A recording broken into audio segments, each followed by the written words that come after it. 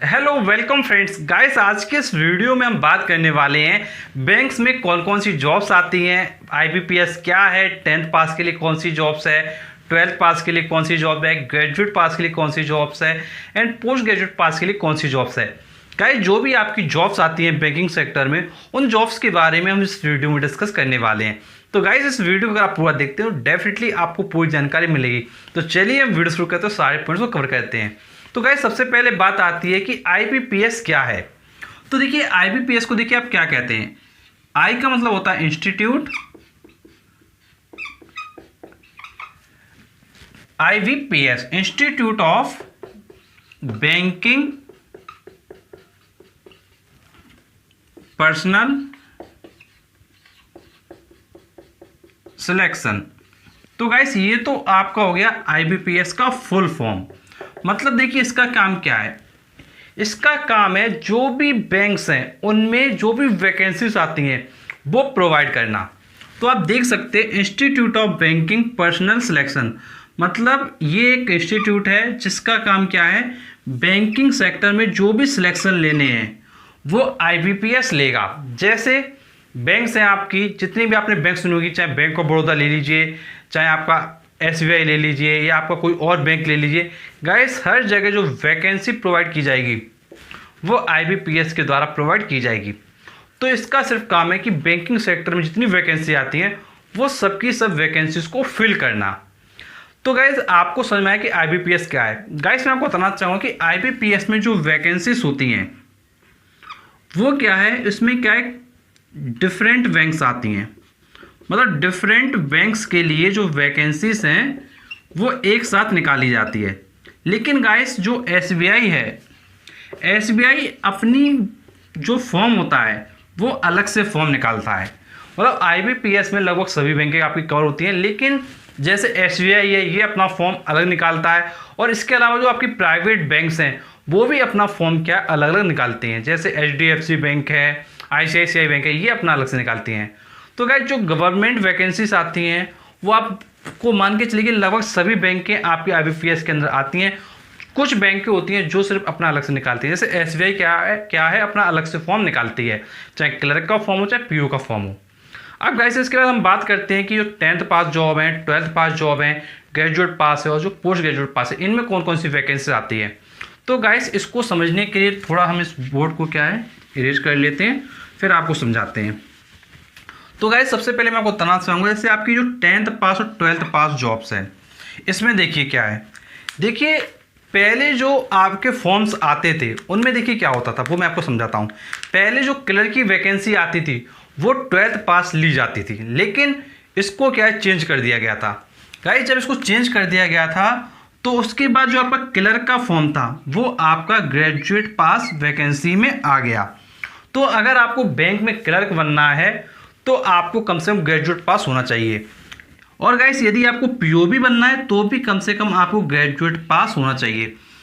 Guys, PO को आप कहते हो प्रोबेशनरी ऑफिसर, तो ये ध्यान रखेंगे, पीओ को आप कहते हो प्रोबेशनरी ऑफिसर। गाइस, इसके अलावा मैं आपको बताना चाहूँगा कि जो प्रेजेंट में जो वैकेंसीज 10th पास और 12th पास के लिए आती हैं, तो गाइस ये जो वैकेंसीज आपकी होती हैं इनमें आपकी आती है जैसे प्यून की जॉब हो गई या आपकी गार्ड की जॉब हो गई। गाइस, ये जो वैकेंसी होती हैं ये कम आती हैं और गाइस बहुत ही कम चांसेस होते हैं इन वैकेंसीज के आने का, और गाइस कभी कभार निकलते हैं। बट गाइस, ये जो आपको मैंने ये वैकेंसी बताई ग्रेजुएट पास के लिए क्लर्क का और पीओ का, ये वैकेंसीज आपकी हर साल आती हैं। अब गाइस, मैं आपको बताना चाहूँगा कि जैसे जब वैकेंसी निकाली जाती है वो आप थोड़ा समझिए कैसे निकाली जाती है।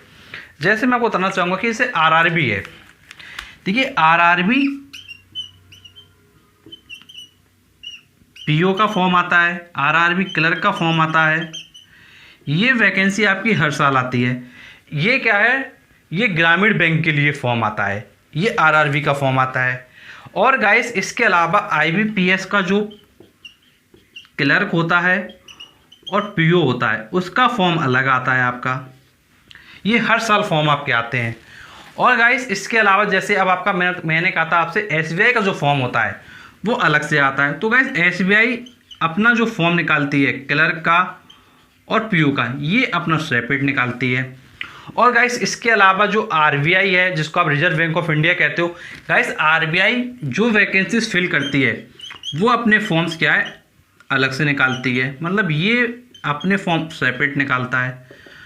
तो गाइस यहाँ पर क्या है, आपके पास इतनी वैकेंसीज है, इतने मौके मिलते हैं आपके पास कि आप आराम से फॉर्म भर सकते हो। और गाइस आपको मैं ये बताना चाहूँगा कि ये तो आपका सिर्फ बैंकिंग सेक्टर हुआ, इसके अलावा जो आपका इंश्योरेंस सेक्टर है, जो इंश्योरेंस सेक्टर है, जो आप इंश्योरेंस की जॉब आती हैं यहाँ पर, जैसे AAO हो गया, ADO हो गया, ये जो वैकेंसीज आती हैं गाइस, इनका भी जो एग्ज़ाम का पैटर्न होता है वो बैंकिंग पैटर्न को सेम टू सेम फॉलो करता है। बस इसमें कुछ क्वेश्चन आपके क्या है इंश्योरेंस से रिलेटेड आपके हो जाते हैं, और गाइस बाकी पूरा का पूरा यही चीज़ रहती है।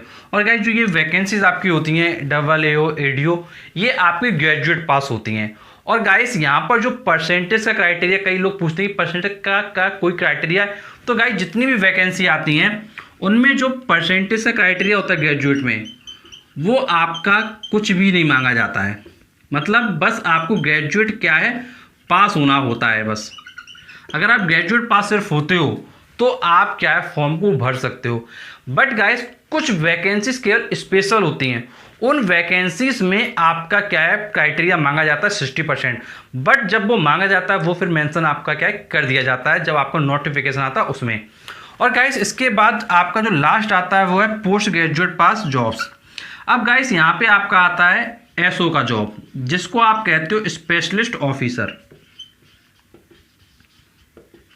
तो गाइस अगर आपको एसओ का जॉब लगाना है तो आप क्या है पोस्ट ग्रेजुएट पास क्या है वैकेंसी का फॉर्म क्या है भर सकते हो। तो ये चीज़ आप बहुत अच्छे से ध्यान रखेंगे। तो गाइस यहाँ पर जो आपके ये फॉर्म्स मैंने आपको बताया, ये सभी के सभी फॉर्म आपके आया करते हैं। और गाइस इसके अलावा रेगुलर आप मान के चलिए कि हर साल ये फॉर्म आपके बहुत सारे आते हैं। बस यहाँ पर क्या है आपको कहीं ना कहीं जो समझना है वो इसके एग्जाम के पैटर्न को समझना है। कहीं जो यहाँ पर मेन फोकस करना होता है आपको, थोड़ा मैं इसको रीच कर देता हूँ समझाने के लिए। यहाँ पर जो आपके सब्जेक्ट्स मेनली कवर होते हैं वो समझिए पहले कौन कौन से हैं। देखिए जो आपके मेनली सब्जेक्ट कवर होते हैं वो आपका होता है इंग्लिश, रीजनिंग, क्वांटिटेटिव एप्टीट्यूड, जिसको आप क्वांट भी कहते हो, क्वांटिटेटिव एप्टीट्यूड, एंड आपका जीए।